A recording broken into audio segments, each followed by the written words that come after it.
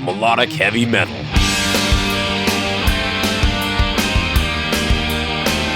Playing it heavier, louder, raunchier, faster. This is the Signals of Intuition.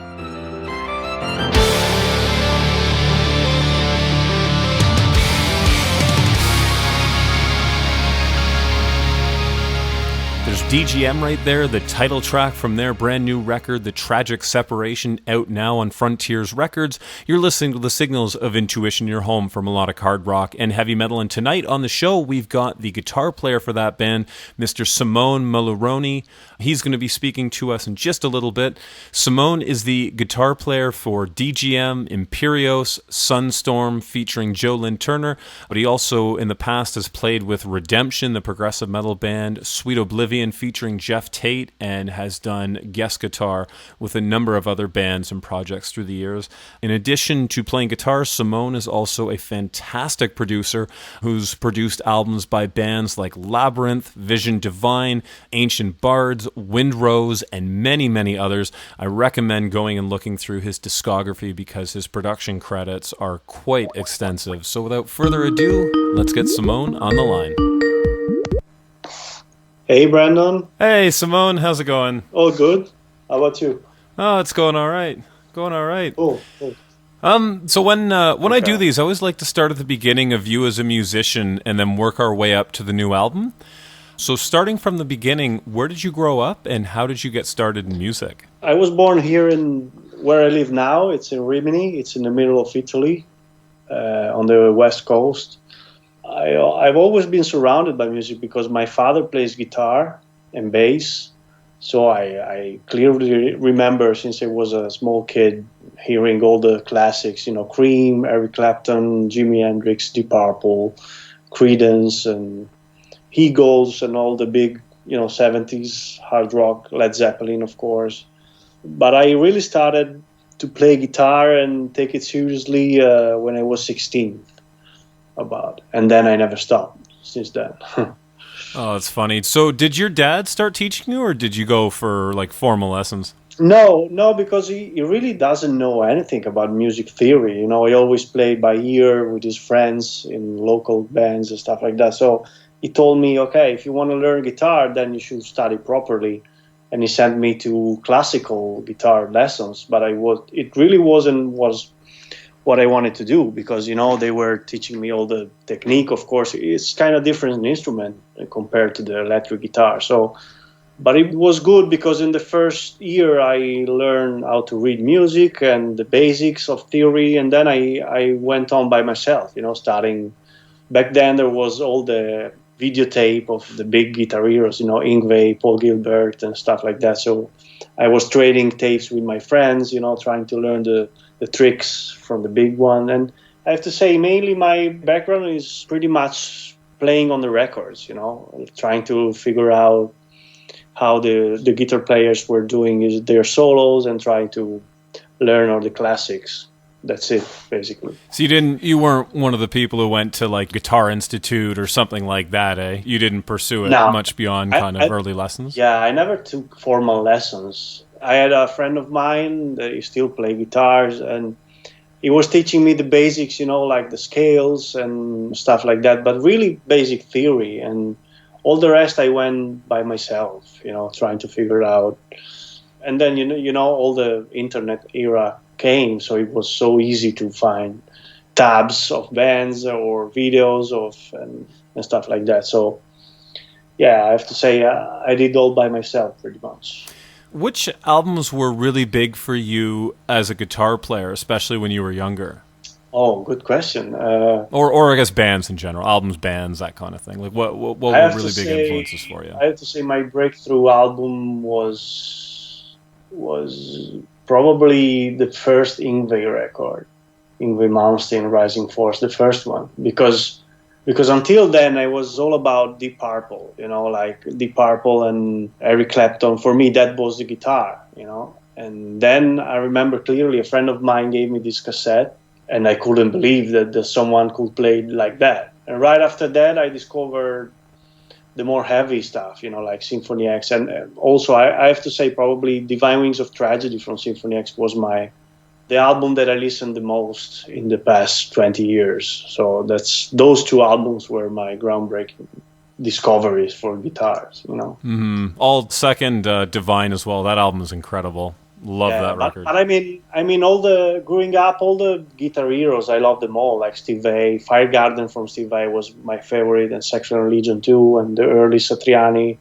and all of them really. Lately, I've been digging more the old stuff, like Steve Lukather. Now I have to say is one of my favorite, rather than the flashy, shredders from the '80s.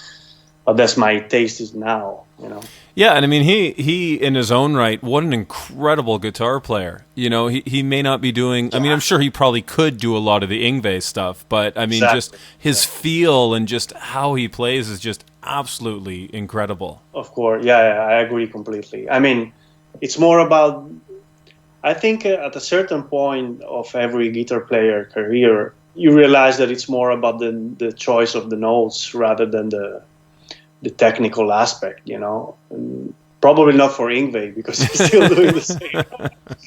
But I mean, for example, what amazed me about Yngwie is not like the fast stuff. It's more like his tone, his intonation. For example, in bands, I think no one can beat him in those things, And of course, he is famous for all the arpeggios and stuff like that, But to me, it's more the tone and the control over the instrument. And I saw him many times live, and he's a great performer. So, but yeah, I mean, I like so many guitar players that it's hard to choose one. For sure. But if I have to say the one that changed me, it's Yngwie for sure. So tell me, how do you get started playing in bands? Like the first thing I'm aware of you doing is Imperios. Was that your first band? Well, actually, it was my first band, and right after them, I went into DGM. So I don't have this long list of bands that I was into, because Imperios was born in high school, because a friend of mine, one of my friends was playing drums, and another one was playing bass. So we just put on the band, and we were just basically playing, covers, like from Yngwie to Europe stuff, Mostly even Bon Jovi songs, almost everything that we liked. And then we did one record with a small label. That was my first real work. And then we went to Scarlet. That was back then was the label of DGM too. And we did 2 records with Imperios that went quite good. I mean, of course, it was like underground scene, but we played a lot, and that led me to know the guys in DGM. And they were, in 2005, they were parting ways with their former guitar player and main songwriter, that was Diego. And they asked me if I want to do a rehearsal with them, and then that's it. Then I became the guitar player with them, and I never had other bands that I started, actually, other than these 2. For Imperios, just to step back for a second, because you mentioned doing like Europe and Bon Jovi and that kind of stuff. Where do you guys change the sound to, that more like 7-string, really, really heavy kind of stuff that you guys did on? On the 2 past albums, you mean? And that was mainly because of the bass player, my buddy Simone, the other Simone in the band. He's my best friend since 20 years, and we grew up together, learning the instrument. He was playing also guitar, and he's my assistant in the studio. So we're constantly exchanging ideas and stuff. And when he joined the band, Imperios, after the first record, no, I think he played also on the first one, but he wasn't in high school with me. I met him when I was like 19. So when I met him, I was the melodic guy. I was into Journey and Deep Purple, Yngwie. And he was the heavy guy. He showed me all the records from Fear Factory, Meshuggah, Nevermore, and I fell in love with that stuff because it was really new to me. I didn't grow up listening to the heavy stuff like Megadeth, Metallica. I was new to everything, so in the thrash side of heavy metal. So when he showed me especially, Obsolete from Fear Factory and Destroyer is Improved from Meshuggah and all the Nevermore albums, I was totally amazed by that kind of music. And then we started to put down music in that vein. But then I joined DGM and they were playing already melodic stuff. So I told to myself, hey, why not keeping, like Devin Townsend did, it was strapping a lad for the heavy stuff and his own project for melodic stuff.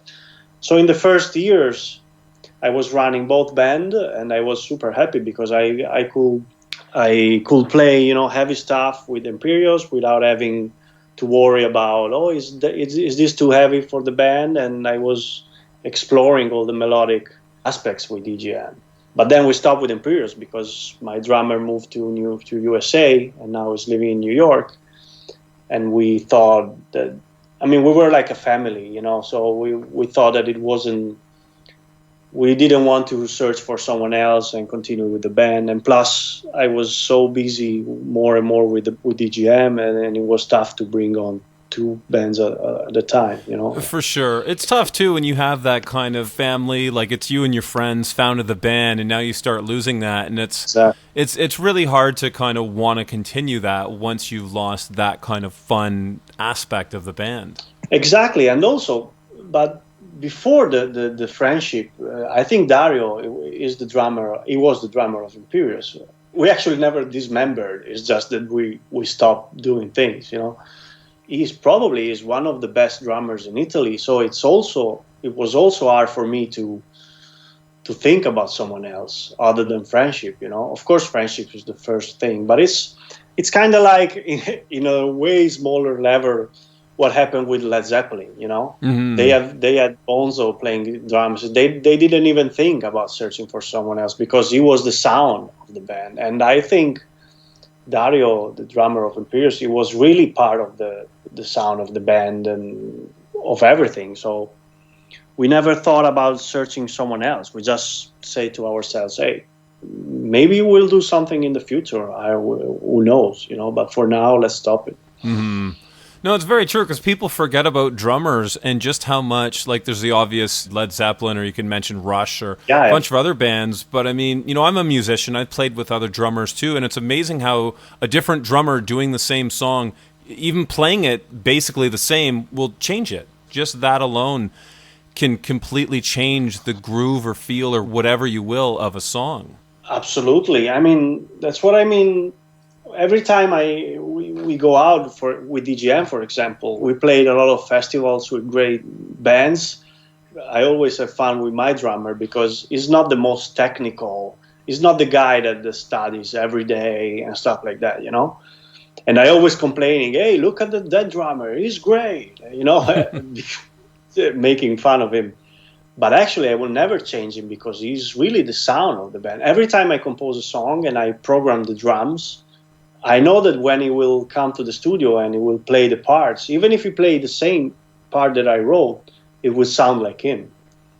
And it's really nowadays, as you said, a lot of people don't think about this. But I think the band is formed of the sound of every member, even bass player and of course singers because it's the first thing that people can hear. But all the elements are important in crafting the sound of the band. That's what I think, at least. Mm-hmm.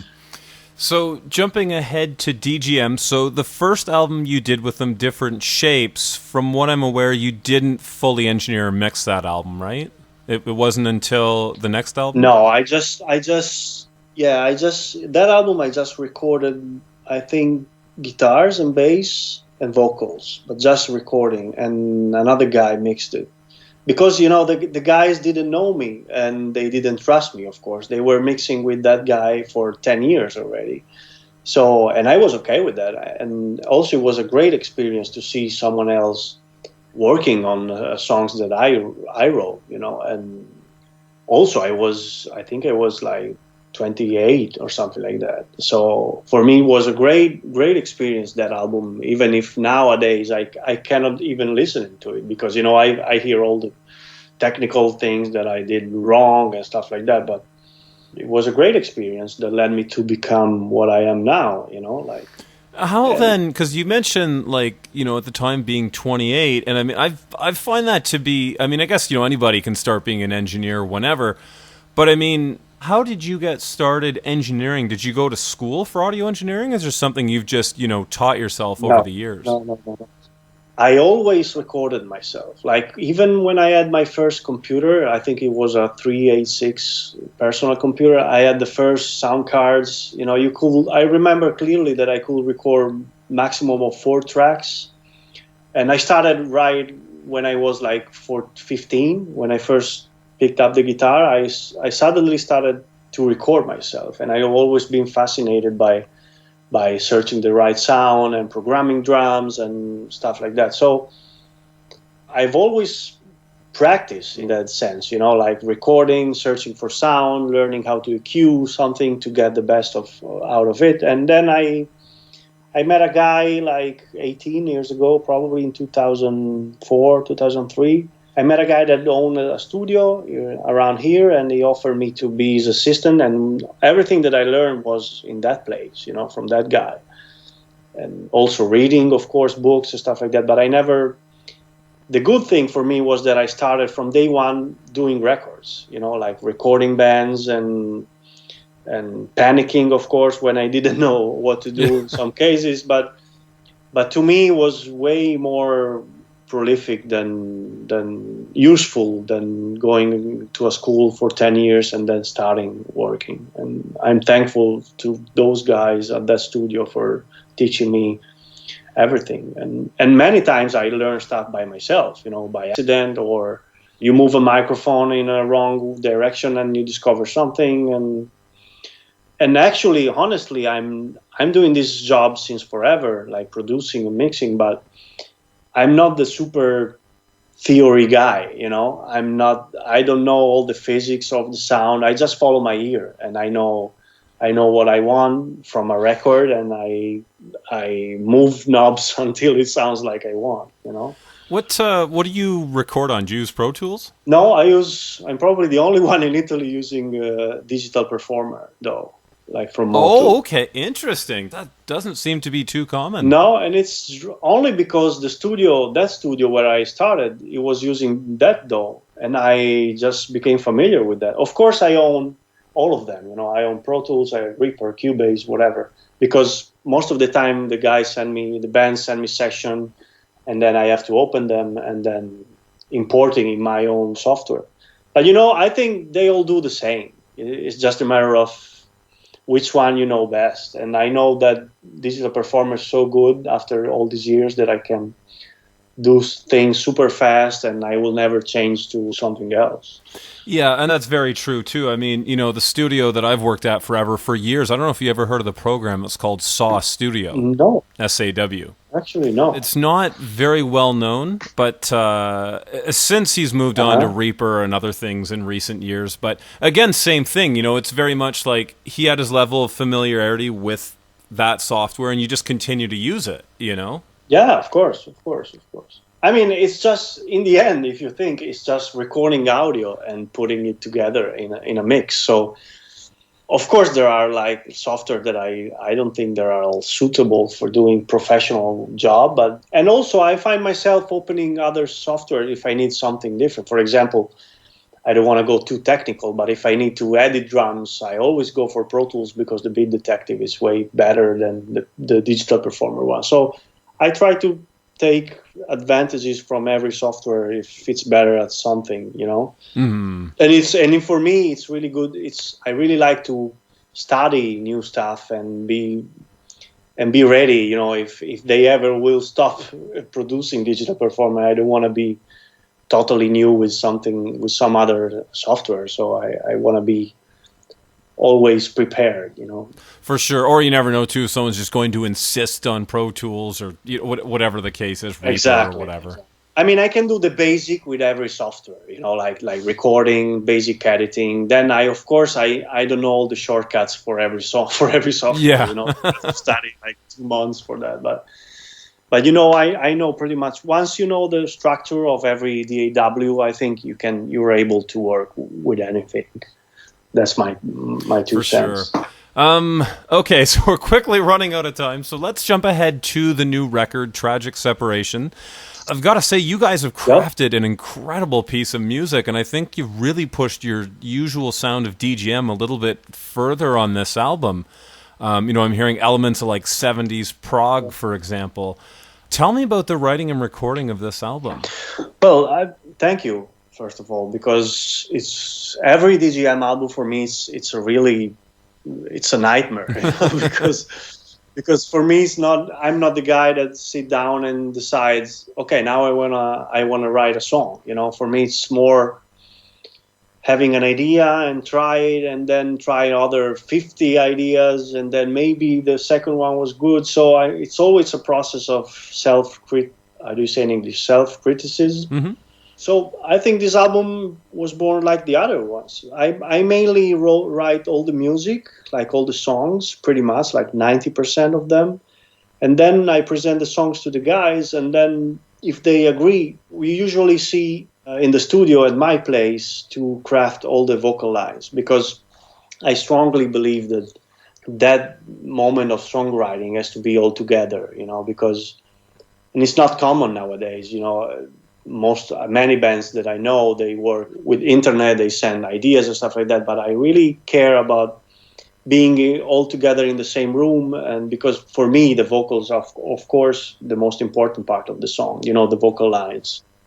So we always try to find like 4 or 5 long weekends to be all together, so we can throw ideas to each other. And how do I sing like this? Oh, maybe you should change that word. I mean, I'm not talking about lyrics, I'm talking about vocal melodies, And so that process comes after that I wrote all the songs, the music ideas. And then once they're done, we just learn our parts from the demos, and then the guys come to my studio and we record all the instruments. So this one was not different from the other ones, except for the recording process that was during the pandemic. So it was kind of strange, Did you have to bring guys in like one at a time? Yeah, or absolutely, that kind of thing? Absolutely, yeah. And also my singer, when we did his vocals, he was so afraid of the virus thing that he didn't want to go to the studio. Back then I didn't. Now I have a studio also at home,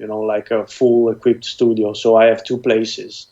But back then, like 6-7 months ago, I only had my main studio that is like 30-minute drive from my home.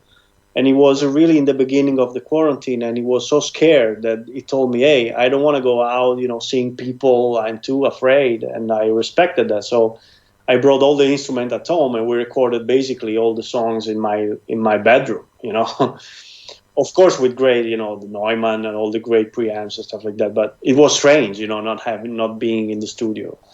But apart all this, it went like usual, like the same process for every record. Yeah. On the album, you've got this melody that seems to be all over the place. Am I hearing that right? Like, I feel like in some songs it's front and center, some songs it's sort of like hidden behind a chorus or in the background of a verse, or is that true? Like, it sounds like there's a melody playing all through the record. I mean, it's a thing that we started the previous album, and yeah, sometimes we have this little idea, like 3 notes maybe, or 4 notes melody. And usually it's my keyboard player. It's not me. He's the genius behind that. You always throw me ideas. Hey, why don't we put this line maybe in 3 instead of 4, or we change keys? But it gives you a sort of, I don't know how to explain. Like, it's familiar. I heard this before. And it keeps you locked until the end of the album. And yeah, we always do that the past 2 albums, That's so cool. Yeah, I just thought that was a really nice touch to kind of sort of pull the whole album together. Because every song is obviously different from each other, but you've kind of got that through line, and it's a really neat touch. Yeah, exactly. So, obviously, coronavirus has made it difficult to predict the future right now, but are you guys hoping to tour on this new material at some point? Yes, it's strange because it's the first time in all these years that we have an album out, and we don't have any show planned, even for next year, because all the promoters and agencies are kind of on hold, and they're waiting for things to happen, and they're postponing all the tours. So I'm hoping that we will be able to tour in next spring. But as far as now, I don't know what to say other than we have to wait, So no plans for now, just hopes. Mm-hmm. Do you guys have plans to work on another album after this? Yes, but not now. I mean, I always need at least 6 months after the release of an album to recharge batteries and inspiration to come back. And honestly, I never had a plan even for this one. I just wait for ideas to come up, and when I'm confident about a good bunch of songs, like 8-9 songs, then I feel that it's time to do an album. So we're not a super big band like Metallica, or we're not doing super big money out of our music. So we just release music when we're satisfied with them. So it's a matter of passion about music rather than money and stuff like that. So as soon as we will have good ideas and good songs, I'm sure we will do a new one. Oh, good. All right, Simone. Well, I want to thank you so much for taking the time out to do this. I'm really digging on the new record, and we didn't even get to talk about Redemption too. I saw you play with them at Prague Power a few years ago. That was an amazing show. Oh, thank you very much. Yeah, it's not. I mean, I'm not writing stuff for them. I'm just playing, but it's a great bunch of great musicians and great people. So I hope to do something more in the future with them. Oh, that would be fantastic. All right, Simone, thanks again. Very much appreciated, and best of luck with the new album. Thanks for having me. All right. Thanks so much. I'll talk to you later. Bye.